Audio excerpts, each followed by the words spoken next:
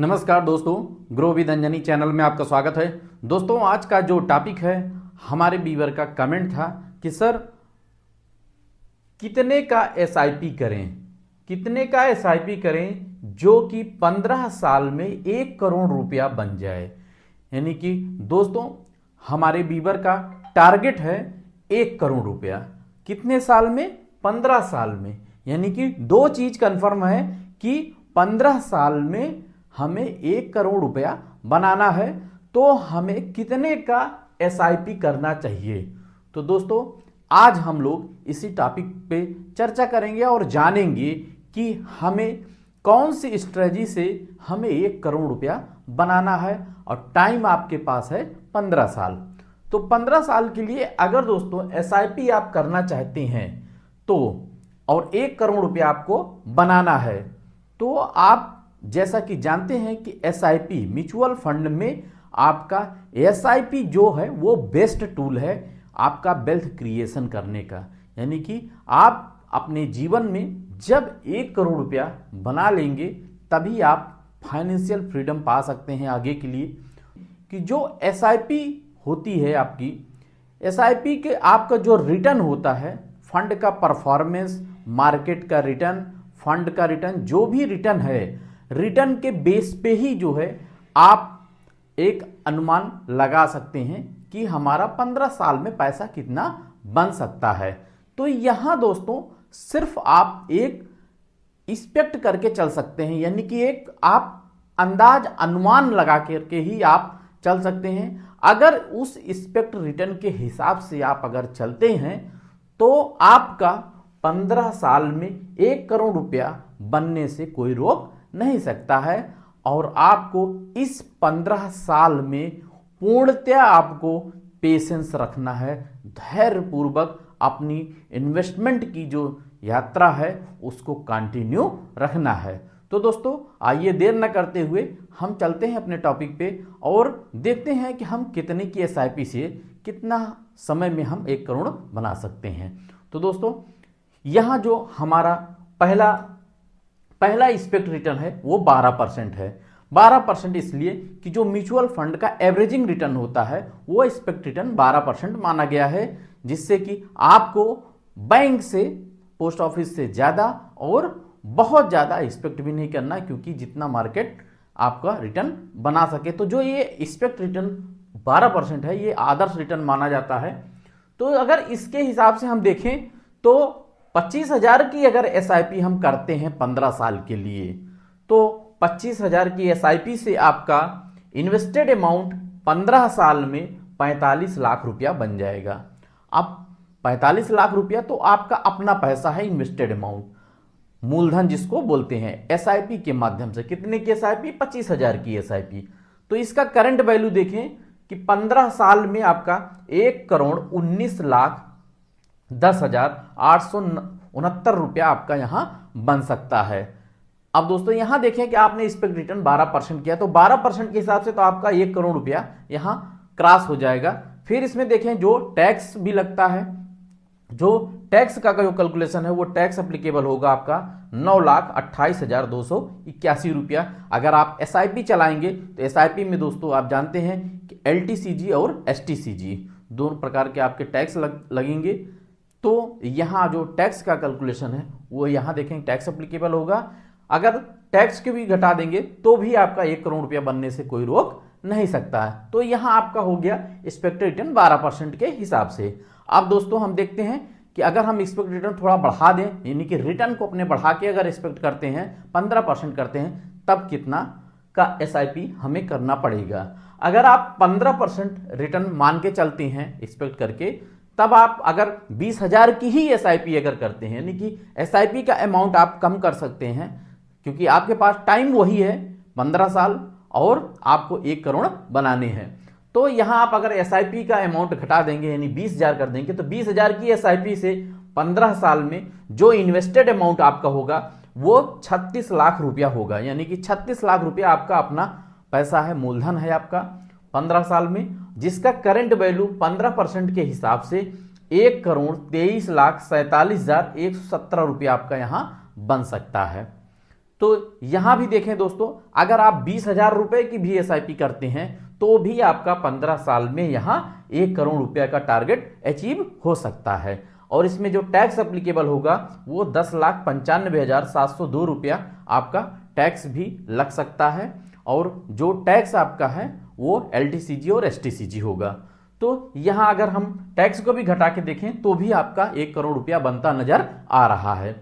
तो ये हो गया दोस्तों आपका 15% एक्सपेक्ट रिटर्न के हिसाब से, और आप एक्सपेक्टेड रिटर्न 12% के हिसाब से भी आपने देखा कैलकुलेशन। अब दोस्तों हम पास्ट परफॉर्मेंस भी चेक कर लेते हैं, क्योंकि यहां आपने जो कैलकुलेशन देखा वो एक्सपेक्ट रिटर्न के हिसाब से था, यानी कि आपने 12% और 15%। अब हम कुछ फंड का परफॉर्मेंस चेक करेंगे कि 15 साल की एसआईपी अगर किसी ने स्मॉल कैप और मिड कैप में किया था तो आज कितना पैसा बना के फंड ने दिया है।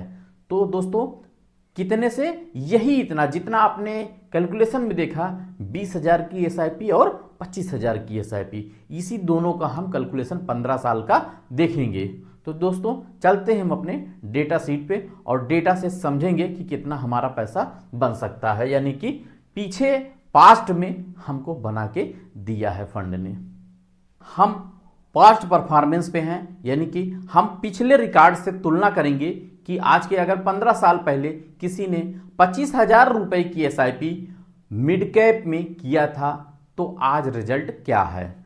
तो यहां देखें दोस्तों, पहला जो रिजल्ट आ रहा है आपका इडेलवाइज मिड कैप फंड, दूसरा आपका कोटक मिड कैप फंड, तीसरा आपका इन्वेस्को इंडिया मिड कैप, चौथा एचडीएफसी मिड कैप, पांचवा निपॉन इंडिया मिड कैप। दोस्तों यहां वही फंड शो कर रहे हैं जो आज के 15 साल पहले थे, यानी कि जो उन्होंने अपना 15 साल एज कंप्लीट किया है वो शो कर रहे हैं। तो इनका रिटर्न देखें दोस्तों कि अगर आपने इडेलवाइज मिड कैप में अगर आपने 25,000 रुपए की एसआईपी 15 साल के लिए किया था तो 15 साल में आपका यहाँ पे 45 लाख रुपया इन्वेस्टेड अमाउंट हुआ, और 45 लाख की वैल्यू को इडेलवाइज मिड कैप ने 2,36,31,189 रुपया बनाया है, 20% से ऊपर का रिटर्न यहां दिया है। दूसरा जो फंड है हमारा Kotak mid cap, Kotak mid cap भी देखें 45 लाख की वैल्यू को 2,22,92,878 रुपया बनाया है, 19% का रिटर्न दिया है। तीसरा जो फंड है हमारा, तीसरा आपका इन्वेस्को मिड कैप है, 2,22,75,825 रुपये बनाया है, 19% से ऊपर का रिटर्न दिया है।